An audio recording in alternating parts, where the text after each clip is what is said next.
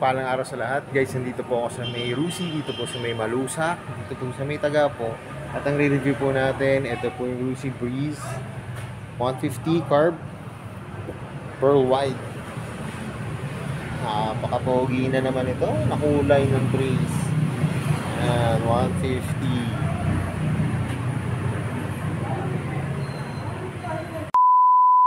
Pero pag bago pa lang po kayo sa aking YouTube channel, pa-subscribe naman po at pa-hit ng notification bell para updated po kayo sa aking mga videos. Tara guys, simulan natin itong review. Guys, ito po yung Rusi Breeze 150 carb type po. Kung naghahanap po kayo ng scooter at wala pa po kayong budget sa Click, ito guys, pwede yung ipalit muna na unit.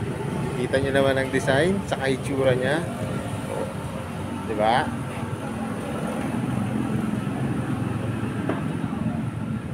Combi brake na rin siya guys, oh. Simulan po natin itong review. Simulan natin sa gulong. Ang gulong po nito ay Yuansing. Ang sukat ng gulong ay 8090 by 14 po. Tubeless na siya guys.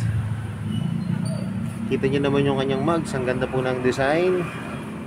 5 spokes. Yung kanyang disc 3mm ang sukat. Ang ganda rin po ng design. Pa-wave-wave po siya. Yung spike ng gulong nito, ayan, ganda, makapit po yan.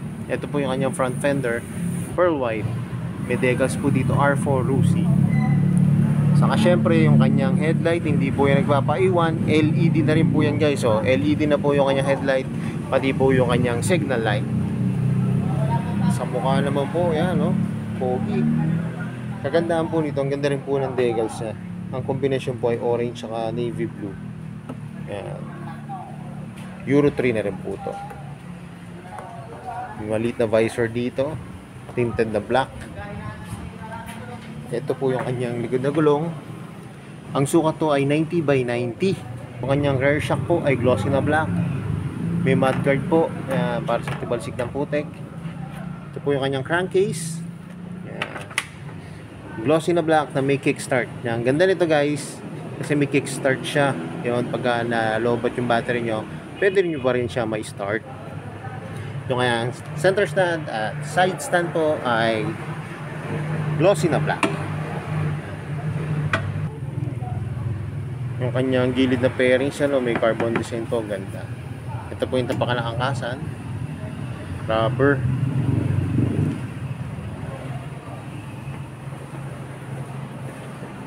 Ito po yung kanyang taillight, LED.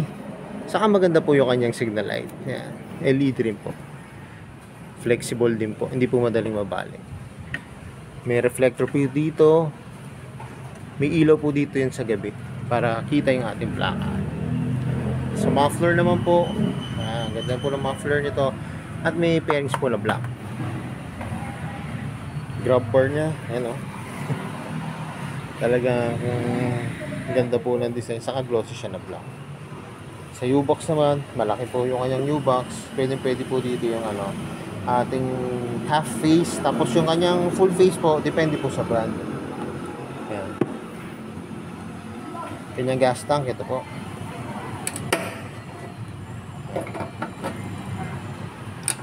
May pairings po yung kanyang gas tank, yan, para iwas gas-gas. Yung sa upuan naman po, kulay black po yung ginamit na material.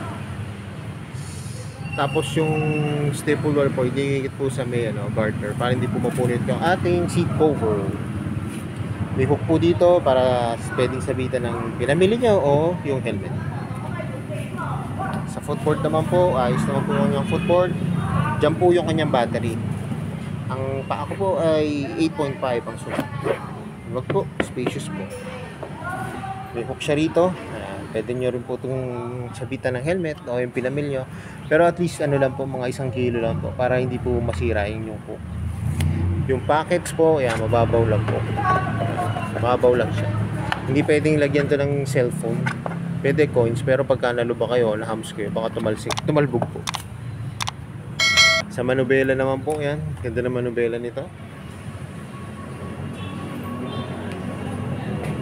Pero po siyang special feature na pwede nyo po lock yung manubela. Alak na po siya. Pag i-release po, press down nyo lang to.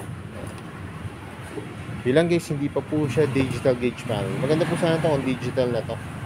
Kasi halo po siya to, digital to, tapos ito analog.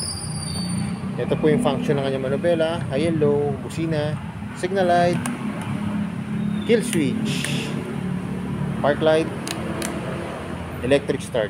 Yan guys, kagandahan nito, may electric start at may kickstart po siya. Wala lang to guys, USB port. Yan, pero may nakaabang po dito sa pairings niya. Pwede nyo butasan to, tapos dito nyo po. Kaso papalagyan nyo na siya. Sa throttle niya, yan, lutong po. Pati yung kanyang brake lever. Saka guys, ito nga pala yung kanyang upuan. Maganda yung upuan nito guys. Yan o. Flat seat siya. Yan. Pero malambot. Kanina yung nasakyan ko po siya, malambot po siya. Yung naka-engrave po dito na R4 Rusi. Saka guys, itong upuan nito, maganda po ito kasi yun nga po, sa aftermarket pwede nyo rin itong palitan kasi meron na po siyang kaparehas sa sukat. Ang alam ko po, parang version ano po version 2 ng Click po. Ayan, sukat po ito. Sa susian naman po, ayan, pwede nyo po siyang buksan dito sa inyong upuan. Dito na po siya. Ano lang naman po yung function niya, yung sa seat, yung pag i-off nyo po yung engine, tapos pag i-on nyo, ito po yung design ng kanyang susi. Yan. Mahaba po, maganda rin po. Yan. May shutter lock na rin. Guys, yan o, napaka-pogi niyan. Gaya na sinasabi ko kanina, kung syempre lahat tayo gusto natin na magka-service, magka-motor, pero pag hindi pa po natin kaya yung mga branded po, at kulang pa po yung ating budget, pwede to guys, yan. Dahil kuwang-kuha nito yung itsura ng branded po na unit ng Click. Guys, kanina nakita nyo, nasakyan ko ng unit. Ang ganda po ng fit nito. Ang lambot po na upuan, mababa, spacious po yung tapakan. Sa nakita nyo, ako po ay 5'5", pero kanina lapat na lapat po yung ating pasa side. Saka yung kanyang front shock, saka rear shock po, maganda po yung laro. Hindi po siya maganit o matigas. Saka yun nga po, nakadagdag po feature nito. Yun nga po, LED na yung lights. Lahat po, headlight, signal light, tail light, pati signal light sa likod. Ang maganda po sana, ano po ito sa upgrade nito, yung kanyang gauge panel, maging digital na po, magka USB port. Kasi importante po yan, lalo na po ngayon. Kasi lahat po na naglalabas ang unit niyan talaga may mga USB port na. Saka importante po kasi yun. Overall naman, okay na okay siya sa akin. Saka ang ganda nito guys, yung mga pyesa kasi nito, pwede mo nang bilhin. Kasi meron na siyang mga katulad sa mga branded po. Hindi na kayo may hihirapan. Saka pwede nyo na rin po i-customize. Yan. Saka sana yung susunod po niyang upgrade, sana maging ano na po siya, FI.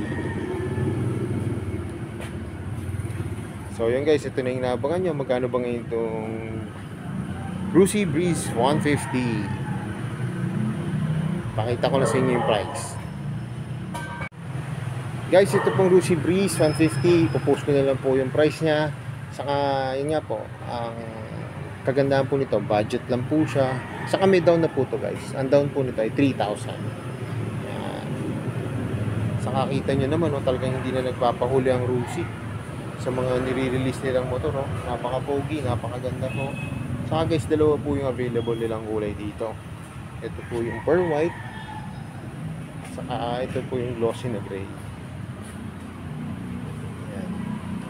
Saka alam ko guys, meron na lumabas na fashion na FI. Abangan nyo na lang po pagka nagawa po natin ng vlog yun. Yan.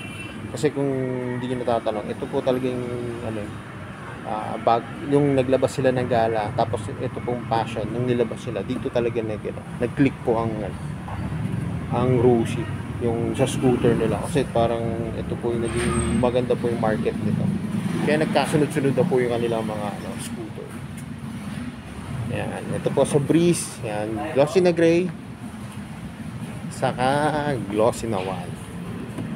Pero guys, mas maganda to, pupuntahan nyo ng actual yung unit kasi mas ma-appreciate nyo siya pag nakita nyo guys, ang ganda. So yun guys, hanggang dito na lang. Kung bago lang kayo sa aking YouTube channel, pa-subscribe naman po at pahit ng notification bell para updated po kayo sa aking mga videos. At salamat nga po pala dito sa may Rusi, dito po sa may Barangay Malusak, Santa Rosa, Laguna. At nare-review ko po yung mga motor ko. Abang-abang po tayo ng mga bagong units na i-review natin dito. More sales to come. Ang kailan lang ito sinasabi. Ingat po palagi. Ride safe always and God bless po. Palike and share na rin po ng aking mga videos. At lagi natin tatandaan, mahal tayo ng Diyos. Bye-bye!